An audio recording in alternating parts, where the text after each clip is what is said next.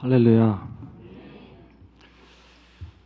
오늘 금요철야 생긴 이후로 가장 활기차고 가장 많은 인원이 오신 것 같습니다. 금요철에 와서 하나님을 만나게 되시고 또 그 만난 하나님을 증거하는 삶을 살게 되시길 주님의 이름으로 축복합니다. 여러분 아까 찬양할 때 보니까 참 너무 마음이 제가 좋은 게 여러분이 이렇게 찬양하고 섬기는 모습 가운데 또 이번 저희 구루터기 캠프 때문에 이렇게 앞에 나와서 또 찬양을 했는데요. 이 모습에 내일이 아니니까 나는 상관없지가 아니라 여러분의 삶의 모습을 다 전심으로 하나님께 드려서 함께 이 자리에 나와서 찬양하면서 또 다음 세대에 대한 마음을 보여주신 여러분을 제가 존경합니다. 여러분 참 이렇게 모습을 보면은요 참 감동을 받을 때가 있는데 사실 남의 다른 사람 일에 이렇게 별로 사람들이 신경 안 쓰는 게 요즘 시대의 어떤 하나의 사조거든요. 근데 그럼에도 불구하고 우리 바이쌤이 참 하나인 거라는 생각이 참 많이 듭니다. 다음 세대가 살아야 우리 또한 살 수 있습니다. 다음 세대를 향해서 여러분의 마음을 중간에 그냥 딱 멈추지 마시고 구루터기가 그 캠프가 끝나는 시점 그리고 그 캠프로 인해서 계속해서 이 바이셈이 예수님의 생명으로 가득해지는 그 시점까지 계속해서 이 하나님의 마음을 붙잡게 되시기를 주님의 이름으로 축복합니다. 네, 오늘 말씀을 좀 보겠습니다. 오늘 말씀은 로마서 3장 21절에서 26절까지의 말씀입니다. 우리 교독식으로 한번 읽겠습니다. 로마서 3장 21절에서 26절까지의 말씀입니다. 이제는 율법 외에 하나님의 한 의가 나타났으니 율법과 선지자들에게 증거를 받은 것이라.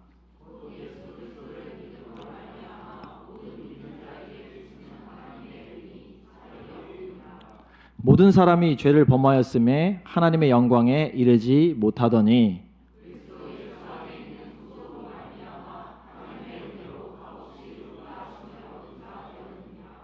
이 예수를 하나님이 그의 피로 인하여 믿음으로 말미암는 화목제물로 세우셨으니 이는 하나님께서 길이 참으시는 중에 전에 지은 죄를 간과하심으로 자기의 의로우심을 나타내려 하심이니 곧 그때 자기의 의로우심을 나타내사 자기도 의로우시며 또한 예수 믿는 자를 의롭다 하십니다.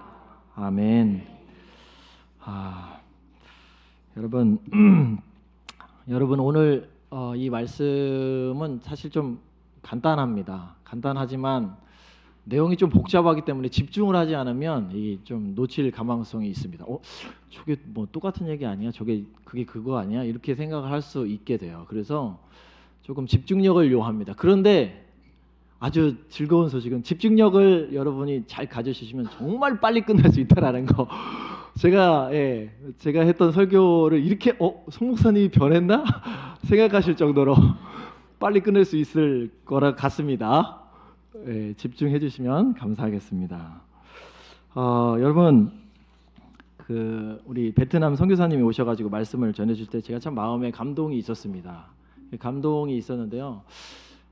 감동을 가지면서 참 우리가 행복하지 않은 이유가 참 많습니다. 사람들이 이렇게 보면은 너무 행복하지 않는 삶을 복음을 안다고 하고 복음을 깨달았다고 하는데도 이 행복한 삶을 살지 못하는 모습을 볼 때마다 저는 참 마음이 아팠는데요.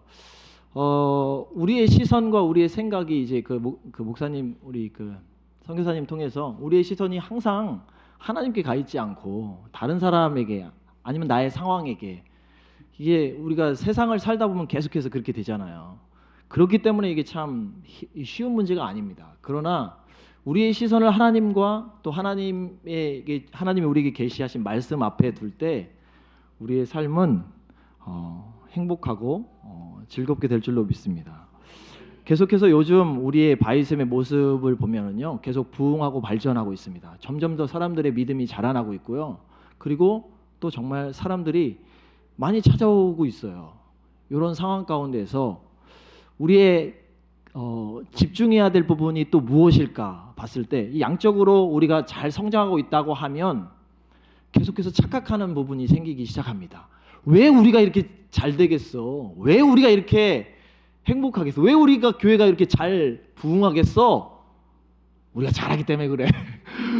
우리 잘하잖아. 예, 여러분 충분히 잘하고 계십니다. 그래서 참 존경스럽습니다. 그런데 기독교인이라면, 하나님을 믿는 사람이라면 조금 더 집중하고 생각해 봐야 될 것이 있는데, 우리가 잘할수록 우리의 신앙이 더 자라나고 더 성숙할수록 더 깊이 있는 하나님의 말씀, 그리고 더 깊이 있는 믿음의 태도, 이런 것들이 이렇게 점검되어져야 합니다. 실제로 교구나 또 청년부나 여러 이렇게 모임들 가보면 너무 계속 부흥하고 잘하고 있는데 문제가 없을까요? 그렇지 않습니다. 교회 공동체는 죄인들이 모여 있습니다. 그래서 그 죄인들이 모여 있는 공동체 안에서는 항상 문제가 있어요. 어려움이 있습니다. 힘듦이 있습니다. 그렇지만 우리는 선교사님 말씀하신 것처럼 그 문제에만 초점을 맞추는 게 아니라 하나님께 시선을 돌려야 합니다. 그래서 오늘 이 말씀을 들으면서 보면서 우리가 과연 어떻게 우리의 믿음에 대한 부분을 다시 한번 점검하고 생각해보고, 그래서 하나님이 기뻐하시는 삶으로 다시 한번 돌이킬 수 있을까? 물론 이 내용, 오늘 제가 전하려고 하는 내용은 제가 예전에 초창기입니다. 초창기 한 목사님이 로마서를 한번 쫙 이렇게 정리해 주셨을 때 제 마음에 딱 되게 많이 이렇게 깊이 와닿았던 말씀 중에 하나예요. 이 말이 딱 와닿았을 때 그래서 그렇구나라는 생각을 되게 많이 했습니다. 바라옵기는 오늘 그와 같은 마음이 여러분의 심령 가운데 넘치게 되면 좋겠는데요. 제가 할 수 있는 건 아니고요. 여러분 지금 마음에 집중하셔야 합니다. 하나님의 영이, 하나님의 심령, 하나님의 성령이 여러분의 마음의 주인이 되셔야 합니다. 하나님의 성령이 여러분을 다스리셔야 합니다. 그래야 가능해요. 그러면 반드시 그 좀 차이가 뭐가 있는지를 좀 정확하게 알게 되고, 그리고 내 믿음이 아니라 하나님의 믿음이 이렇게 되는 거구나. 하나님의 믿음. 그러니까 가능하지. 그러니까 행복할 수 있지를 하며 이렇게 고백하게 될 줄로 믿습니다. 오늘 말씀을 보니까 제가 사실 새벽 설교를 하는 분에게 좀 어드밴티지가 있습니다. 왜냐하면 계속 이 로마서로 계속 제가 설교를 했었고요. 지금 이 3장까지 오기까지 시간이 꽤 걸렸습니다. 일주일에 한 번 하거든요. 그 시간이 너무 오래 걸리게 3장까지 왔습니다. 근데 보세요. 지금까지 1절 로마서 1장 1절부터 3장 20절까지 오늘 읽었던 본문 전까지 무슨 얘기를 이 바울이 하게 되냐면요. 죄인에 대한 얘기. 이 세상에 있는 모든 사람들이 죄인이라는 얘기를 좀 해요. 죄인이라고 얘기를 하는데 첫 번째는 이 이방인에 대한 죄를 이야기합니다. 특별히 1장 18절부터 32절까지의 말씀을 보면 거기에 하나님 없음의 죄, 하나님이 없기 때문에, 영어로 이게 godless인데요. 이 godless가 뭐냐면 하나님이 없기 때문에 불경건하다는 겁니다. 하나님이 있으면 불경건하다? 아닙니다. 하나님이 없으면 그거를 영어 단어 딱 하나로 표현합니다. 불공경. 하나님이 없다라는 표현. godless로. 그러면 어쩔 수 없이 이미 그 사람한테 심판이 임했다는 겁니다. 여러분, 이 불신자들을 보면요, 그 사람들이 자기 마음대로 살잖아요. 하나님의 기준의 말씀을 쫓지 않고 자기 마음대로 살잖아요. 그 사람들은 이미 심판을 받았어요. 그 심판의 모습들을 하나님이 내어버려 두심으로 설명을 하고 있습니다. 이렇게 헬라인들의 죄악에 대해서 이렇게 설명을 하고 2장으로 넘어오면 이제 유대인의 죄에 대해서 이야기합니다. 유대인이 하나님의 말씀을 받았고 선생으로서 열심히 잘 하나님의 말씀을 가르치고 살아야 함에도 불구하고 그들이 율법과 할례를 이미 받아서 하나님의 말씀과 하나님의 능력 아래서 살아가야 됨에도 불구하고 계속해서 반대로 행동한다는 거예요. 네가 율법을 가르치는 선생이냐? 그런데 신사 물건을 도적질하느냐? 이러면서 하나님의 백성이 마땅히 하나님을 높여야 되는데 모독한다는 거예요. 어떻게? 하나님의 말씀을 지키지 않음으로, 하나님의 말씀을 순종하지 않음으로 충분히 하나님을 모독할 수 있다는 겁니다. 그래서 너희들이 하나님을 모독하고 있다. 유대인이나 헬라인이나 특별히 그 사람들이 가지고 있는 집단적인 이성, 집단적인 생각이 있어요. 그 집단적인 생각, 이거를 자본, 상징 자본이라고 합니다. 여러분도 다 가지고 계십니다. 한국 문화에는 특별히 이게 많아요. 왜냐하면 우리는 집단주의 문화이기 때문에 그래요. 이 집단주의 문화가 가지고 있는 특징, 이 자본을 사용하는데 어떤 자본? 특별히 한국에서는요, 탤런트가 너무 왔답니다. 탤런트 얼굴 참 예쁘죠? 능력이 있잖아요. 상징 자본인데 그 상징 자본, 이게 경제학적인 용어라서 조금 어려울 수도 있지만 뭐가 도대체 그 사람이 가지고 있는 자본이냐? 미모라는 거예요. 아, 여기 다 상징 자본이 대단하신 분들이 앉아 계시잖아요. 다 상징 자본, 이 자기 그 얼굴을 자본으로 여겨요. 그리고 자기와 같은 그 얼굴의 자본, 미모의 자본을 잇는 사람들을 같은 집단 안에서 모시고 그 사람들의 특권을 줍니다. 이런 죄를 막 짓고 있다는 거예요. 교회 공동체는 다르죠. 왜 다릅니까? 그 모든 자본을 하나로 딱 압축해서 우리가 그렇게 집단적인 생활을 하고 집단적인 자본을 막 공유하는데, 이 자본은요 한두 가지가 아니에요. 제가 지금 여러분들이 너무 아름다우셔가지고 그 미모 자본 그거를 얘기했지만 지식 자본이 있고요. 유대인들은 특별히 무슨 자본이 있습니까? 혈통 자본이 있어요. 유대인으로 태어났다라는, 나는 하나님의 백성이라는, 그리고 이방인들은 하나님의 백성이 아니라, 그래서 이쪽으로 못 들어, 인사이드로 못 들어오게 하는 거예요. 근데 하나님이 이거를 어떻게 하셨죠? 복음으로 말미암아 이 모든 자본이 예수 그리스도라는 완전하신 실체, 진리이신 예수로 말미암아 이 모든 것을 파괴하신 거예요. 이 공동체, 이것을 예수를 주로 고백하는 공동체에 들어온 사람들은 그 모든 자기가 지금 신뢰하고 있었던 모든 자본들을 다 내려놓는 겁니다.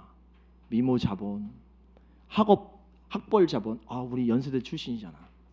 제가 동영상 보니까요, 연세대 사람들 이렇게 누가 인터뷰하는 걸 봤는데, 연세대 왜 왔습니까? 뭐라고 말할 것 같아요? 제가 공부를 열심히 해서요. 서울대 떨어졌습니다. 연세대 왜 왔습니까? 서울대 떨어져서 연세대 왔습니다요. 그 사람들 그 정체성이 있어요. 너무 답답하죠. 저희가 보면. 제가 보면 여러분들 아니고요. 그런데 그 모든 자본이 문제가 아니라 우리는 예수를 믿는 공동체, 하나님을 믿는 공동체에 들어오면 이 모든 자본이 예수라는 것으로 하나로 딱 이렇게 응집돼서 이제 그것을 하나도 자랑하지 않고 그 안으로 들어오고 말고의 문제를 다 넘어선다는 거예요. 아, 제가 너무 멀리 갔네. 빨리 끝내. 네. 그래가지고요, 오늘 모든 사람이 죄인이고 유대인도 헬라인도 모든 사람이 다 죄인이라는 걸 선포했습니다. 그리고 나서 이제 율법의 얘기를 잠깐 바울이 꺼내게 됩니다. 그런데 이 율법으로는 이 불완전성을 가지고 있다라는 거 오늘 이 말씀을 통해서 깨닫게 하십니다. 20절에 보니까 율법으로는 죄를 깨닫게 됩니다. 유대인들이 가지고 있었던 생각들이 있어요. 그게 뭐냐면요, 이 할례와 율법인데, 할례와 율법이 있으면 우리는 완전한 하나님의 백성이라는 거예요. 다른 게 필요 없다라는 겁니다. 그래서 즉 율법과 할례가 절대적이다, 이 얘기를 한 거예요. 그런데 오늘 복음을 얘기하는 이 바울이 뭘 얘기하는 거냐면, 아니다, 그거 상대적인 거다를 선포한 거예요. 상대적이다라는 건 뭐죠? 그것만이 아니라는 거죠. 그게 절대성을 잃어버렸다는 거죠. 지금 복음을 얘기하면서 바울이 얘기하는 게 있는데, 그게 바로 상대성, 율법의 상대성을 얘기합니다. 이제는 하나님으로부터 오는 다른 의가 왔다. 이제는 율법 외에 하나님의 한 의가 나타났는데, 그 의가 바로 율법과 선지자들에게 증거를 받은 것이다. 이제 복음을 설명하면서 이 얘기를 꼭 해야 됩니다. 우리는 구약과의 그 연속선상을, 구약과 이 복음이 연결되어 있다는 것을 반드시 알고 있어요. 그렇지만 지금 오늘 바울이 얘기하는 것은 그럼에도 불구하고 불연속되는 게 있다. 이것이 바로 이제 율법을 상대화시킬 수 있는 겁니다. 다른 게 있는데 이 율법이 완전하게 우리의 죄를 다 속하고 우리가 하나님 앞으로 가는데, 하나님의 백성으로 살아가는데 완전하지 않다는 겁니다. 율법이 그림자라는 거예요. 그러면 율법이 선합니까? 선하지 않습니까? 당연히 율법이 선합니다. 왜? 율법은 하나님의 언약의 말씀을 담고 있어서 그래요. 하나님의 언약의 말씀을 담고 있다는 얘기는 무엇입니까? 여러분들이 잘 알고 계시죠? 이 언약의 말씀이 성취된 게 바로 복음, 예수 그리스도께서 이 땅에 오신 거죠. 그런데 그 율법에 이 완전하신 하나님이 예수 그리스도를 율법이 담고 있었다는 거예요, 지금까지. 그래서 율법은 아주 선합니다. 그러니까 이제 예수 그리스도라는 완전한 태양, 빛이 왔으니까 기존에 가지고 있던 촛불은 꺼져도 된다. 이렇게 얘기하는 거예요, 바울이. 그러면서 자 보십시오. 그러면서 이제 바울이 하나님의 의로움에 대해서 계속해서 얘기를 하고 있는데, 결정적으로 이렇게 하나님의 의가 나타난 것은 어떻게 나타났냐면, 예수 그리스도를 믿음으로 말미암아 모든 믿는 자에게 미치는 하나님의 의인이 차별이 없다고 말씀을 합니다. 그런데요, 보세요. 오늘 이 본문에서 가장 중요한 본문에 해당되는 말씀이 바로 22절입니다. 오늘은 제가 이 22절의 내용을 전반적으로 좀 설명을 드리려고 해요. 여러분, 예수님이 오늘 이 본문에서 예수 그리스도를 믿음으로 말미암아라고 이야기가 나오는데요. 22절 말씀, 예수 그리스도를 믿음으로 나오는데, 지금 이 한글 버전은요 어떻게 표현이 되어 있냐면, 한글 버전은 마치 예수님을 믿음으로라고 표현하니까 이게 좀 여기서 조금 문법적인 얘기가 들어가는데 조금 헷갈려요. 여기서부터 잘 들으셔야 돼요. 이게 어떻게 표현이 되어 있냐면, 주격, 소유격. 벌써 어렵죠. 네, 벌써 어려울 수 있습니다. 주격, 소유격, 그리고 목적격, 소유격으로 표현이 돼 있어요. 그러니까 이게 두 가지를 표현하고 있는데, 주격, 소유격, 그리고 목적격, 소유격. 오늘 이 본문, 지금 방금 보신 22절 본문, 예수 그리스도를 믿음으로, 그러니까 이게 지금 예수 그리스도를이잖아요. 그러니까 목적격으로 표현하고 있어요. 예수를 믿으면, 그러니까 이게 무슨 문제냐면, 내가 예수를 믿어야 하나님의 의가 나한테 이제 차별이 없는 거다. 근데 여기에서 보니까 그게 믿음이라는 단어가 두 번이 반복이 돼서 조금 헷갈려요. 이러면 말이 자연스럽지가 않습니다. 그래서 학자들이요, 22절의 본문을 계속해서 원래는 목적격, 소유격으로 해석했어요. 이렇게 예수 그리스도를 믿음으로라고 해놨습니다. 이게 뭐가, 우리 그동안 문제 없었잖아. 당연하지. 주 예수 그리스도를 믿음으로 말미암아 모든 믿는 자에게 미치는 하나님의 의가 맞지. 우리가 예수를 믿어야 되지라고 생각했는데, 이게 그냥 그렇게 간단하게 끝날 문제가 아니에요. 이게 원어로 보면은 이게 의미가 피스티스 그리스도라는 두 개의 단어인데, 피스티스 그리스도라는 단어인데, 이게 해석이 두 가지로 될 수 있어요. 하나는 아까 방금 말씀드린 예수 그리스도를 믿음으로, 두 번째는 오늘 제가 얘기하고 싶은 내용입니다. 그리스도를 믿음으로가 아니라 그리스도의 믿음으로. 자, 이제 여기서 조금 헷갈릴 수 있습니다. 예수 그리스도를 믿는 거랑 예수 그리스도의 믿음인 거랑 이해하셨나요? 그러니까 이게 지금 내가 예수를 믿는 거라는 얘기예요. 이 얘기는 내가 지금 예수를 믿는 거야. 근데 그게 아니라 예수님의 믿음 때문에 하나님의 의가 나타났다는 겁니다. 이게 이제 조금 이게 좀 달라진 게 느껴지세요? 그러니까 내가 예수를 믿은 것 때문에 하나님의 의가 나타나는 게 아니라, 잘 보세요. 예수님의 믿음 때문, 예수님이 그러면 믿음이 있었다는 얘기잖아요. 예수님의 믿음 때문에 우리가 하나님의 의를 볼 수 있게 된 거라는 겁니다. 이게 조금 달라요. 근데 이제 이런 본문들이 바울 서신에는 여러 개 있습니다. 피스티스 크리스토라는 이 본문이요, 로마서 3장 22절, 아까 지금 읽었던 본문, 그리고 3장 26절, 갈라디아서 3장 26절, 갈라디아서 2장 16절, 갈라디아서 2장 20절, 이런 말씀 중에는 계속해서 이 피스티스 크리스토라는 단어가 등장합니다. 그런데 이거를 다 한국은 어떻게 해석을 하고 어떻게 표현을 해놨냐면, 내가 예수를 믿었기 때문에 하나님의 의가 왔다라는 겁니다. 이렇게 표현해놨어요. 그것도 우리가 이거 가능합니다. 요 두 해석 다 가능해요. 그런데 오늘 살펴본 거는요, 우리에게 들어온 이 믿음의 실체를 다시 한번 조금 고민해보고 생각해보자는 거예요.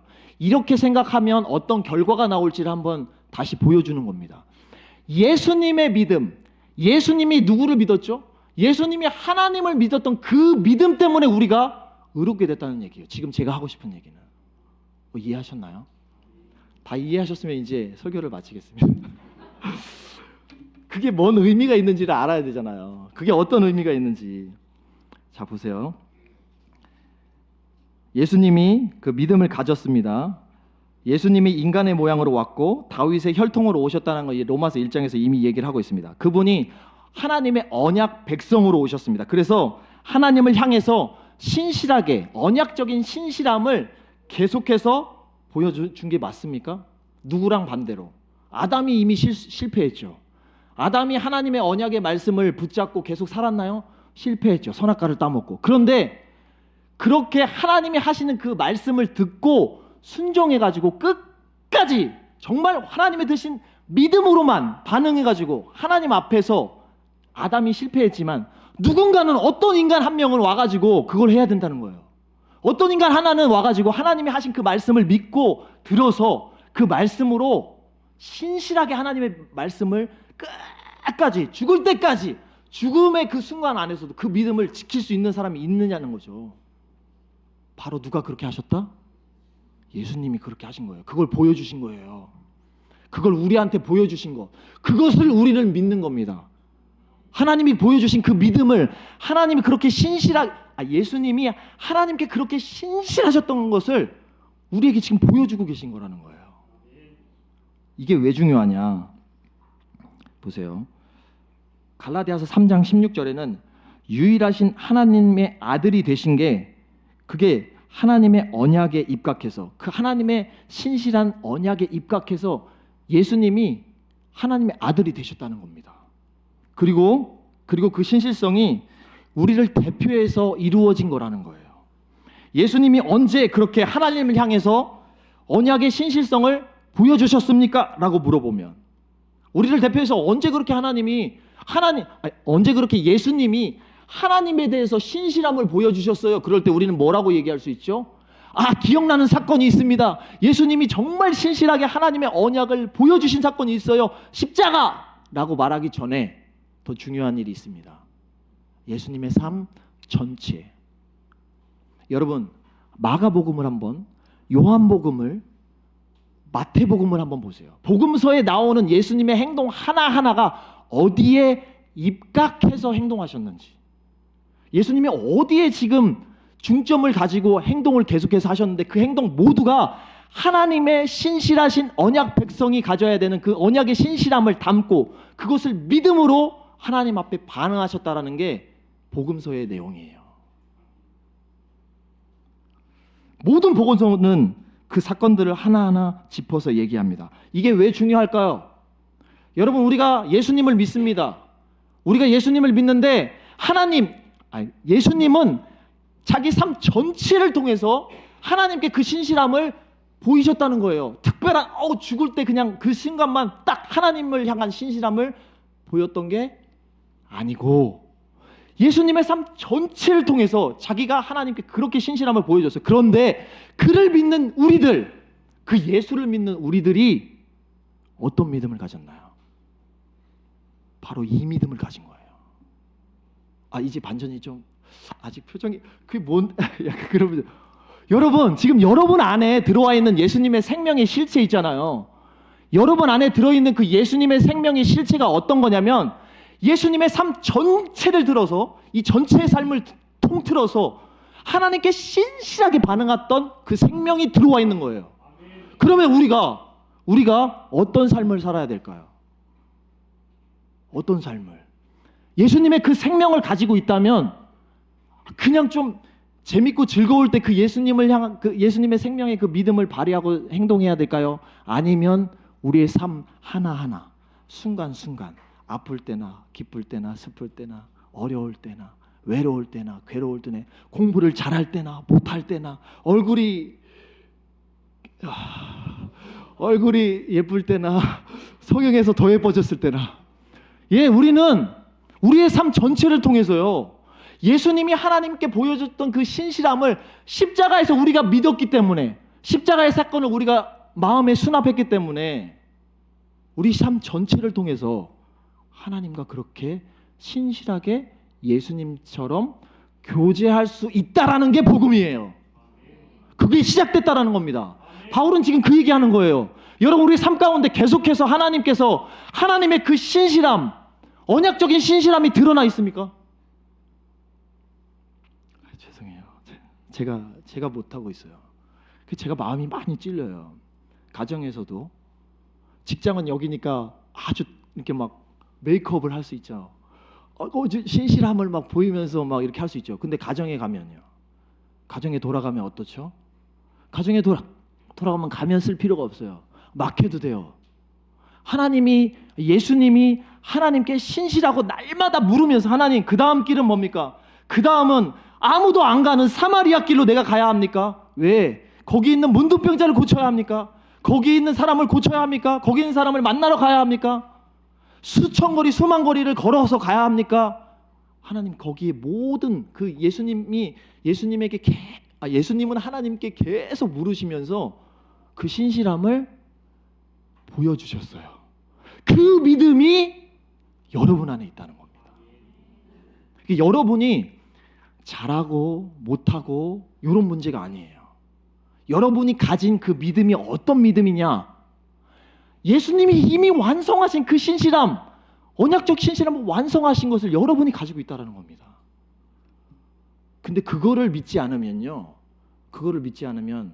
이제 실수하기 시작합니다. 이제 어려움을 경험하기 시작하고요. 세상 사람들이 손가락질하기 시작합니다. 많이 스킵하고 갔네요.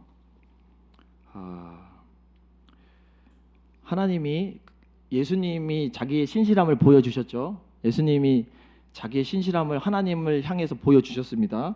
그런데 아까도 말씀드렸지만 예수님이 하나님의 신실함을 가장 집약적이고 가장 아름답고 가장 멋지게 그 언약적 신실함을 드러냈던 장소와 시간, 때를 여러분은 이미 다 알고 계세요. 아시죠? 딱 세 글자입니다. 틀리면 안 돼요. 하나 더. 거기서 하나님이 그 신실함을 정말 정확하게 딱 보여주셨어요. 중등부 아이들 다 틀리지 않습니다. 다 맞출 수 있어요. 딱 거기서요. 영어로는 크로스예요. 자, 어디서 보여줬습니까?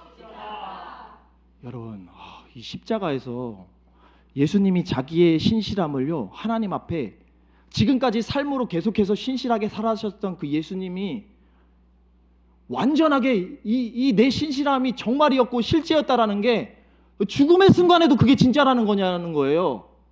하나님께 계속해서 묻고 행동하면서 하나님이 하신 말씀에 계속 그 말씀을 따라가고 계속 살았는데 그것이 정말이라는 거예요. 정말 내가 완전하게 끝에까지 보여주겠다 한 사건이 바로 예수 그리스도의 십자가 사건입니다.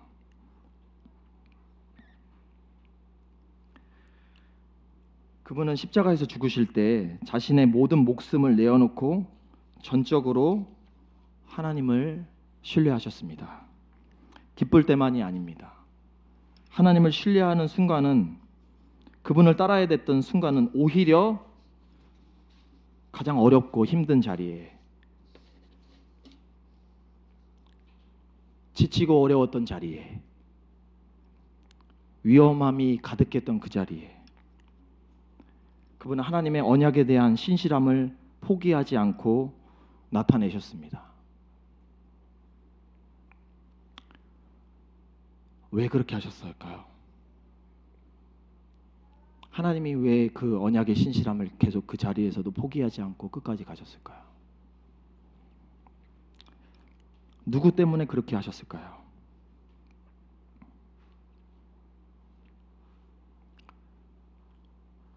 바로 저와 여러분 때문입니다. 그런 믿음이 진짜라는 거예요. 예수님은 자기를 내어주실 때 전적으로 하나님을 신뢰하셨고 그때 더욱더 하나님을 의존하셨습니다. 뿐만 아니라 그 하나님이 죽기까지, 하나님을 의존하는 그 자리에서 죽기까지 충성을 다하셨고 하나님의 그 믿음과 신앙을 보이시기 위해서 계속해서 인내하셨습니다. 그리고요, 그 하나님에 대한 부활의 소망을 비로소 가질 수 있게 되셨습니다. 예수님의 삶의 모습이 그 하나님께 죽기까지 충성을 계속하셨던 그 모습에 대해서 마이클 제이 고먼이라는 사람이 있습니다. 이 사람이 크리스토퍼 모티라는 책을 썼는데 그게 이제 무슨 내용이냐면 십자가를 우리가 닮아가는 삶이라는 내용이에요. 근데 그 내용이 아주 간단합니다. 십자가를 우리가 닮아가는 삶을 살아야 된다라는 내용인데 우리는 우리의 믿음을 그리스도의 십자가를 닮아가는 삶으로 이렇게 드러내야 한다. 여기에 가장 집약적으로 나타나 있다라는 거예요. 그리고 그 십자가에서 보여준 다른 데가 아니라 그 십자가에서 예수님이 보여준 성품, 그 십자가에서 예수님이 드러낸 인품, 그것을 우리는 담고 배우고 쫓아가는 게 바로 신앙이고 믿음이라는 겁니다. 여러분, 우리가 죽음 다음에 하나님께서 나를 다시 살리실 거라는 것을 예수님이 믿었던 거예요. 저는 이게 너무 감동적이에요, 이 말이. 우리가 죽고 나서 하나님의 백성으로 다시 살아날 거라는 것을 예수님이 믿으신 거예요. 예수님이 그것을 믿으시고 자기가 십자가를 선택하셨습니다. 그것을 기뻐하셨어요. 그래서 십자가의 자는 부끄러운 자리 같았지만 예수님한테는 수많은 내가 사랑하는 그 영혼들이 다시 새 생명 얻고 살아나는 자리가 바로 이 십자가다. 그렇기 때문에 이 십자가를 나는 포기할 수 없다라는 겁니다. 예수님 그렇게 하셨습니다. 예수님이 그렇게 내가 살아날 것을 믿은 게 작은 믿음입니까? 엄청난 믿음이죠. 예수님 이전에는 아무도 그런 완전한 신실함을 보여준 인간이 없었습니다. 그런데 우리가 가진 믿음은 지금은 어떻습니까? 예수님의 십자가로 그 완전한 그 믿음이 우리에게 지금 주어져 있다니까요.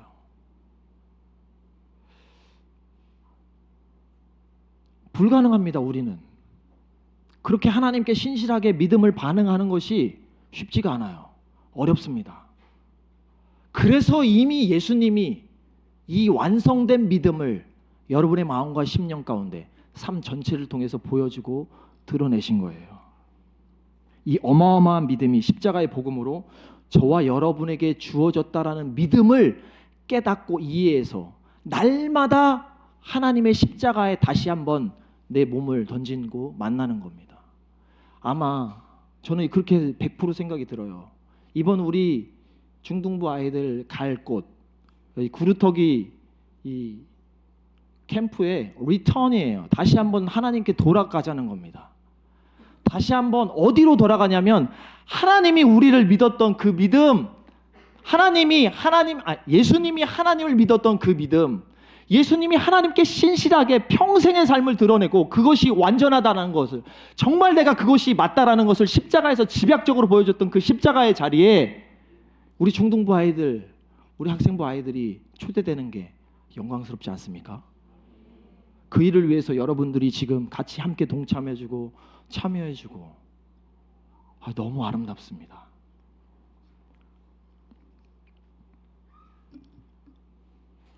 네, 끝날 때가 됐네요.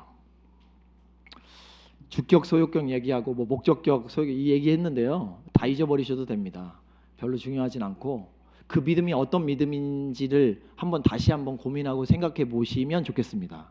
예수님이 가지고 있는 그 믿음, 그리고 그 믿음이요 십자가의 보혈의 능력으로 우리에게 찾아왔다라는 거. 저는 이 생각만 하면 너무 행복해요. 그리고 나서 예수 그리스도의 십자가의 보혈의 능력으로 그 믿음을 소유한 자가 어떤 걸 보게 되냐면요, 바로 오늘 말씀에서처럼 그전에는 모든 사람이 죄를 범하였음에 하나님의 영광이 이르지 못하더니라고 표현되어 있습니다. 그런데 그리스도 예수 안에 있는 구속으로 말미암아 하나님의 은혜로 값없이 의롭다 하심을 얻은 자가 되었느니라. 이제는요, 그러면 이게 무슨 얘기죠? 하나님의 영광에서 우리가 하나님의 영광에 이르지 못하는 단계였어요. 그런데 이제 복음으로 말미암아 예수 그리스도의 생명 안에 있는 그 삶 전체에 있는 그 신실함, 언약적 그 신실함으로 말미암아 이제는 우리가 어디에 머무를 수 있게 되었냐면요, 우리가 그토록 바라는 하나님의 영광, 예배할 때마다 찾아오시는 그 주님의 임재, 여러분의 삶 가운데 이거를 포기하시겠어요, 여러분?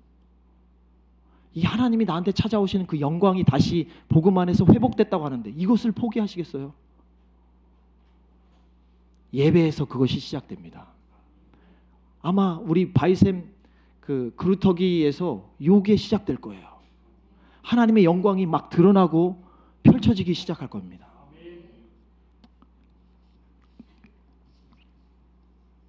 말씀을 마쳐야 될 것 같습니다.